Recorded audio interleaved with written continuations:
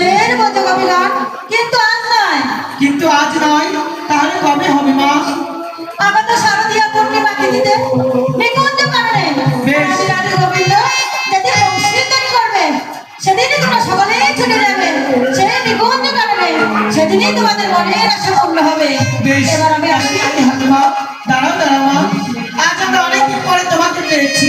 আমরা যে আরতি আরাধনা করতে চাই, কেমন? তথাস্তু।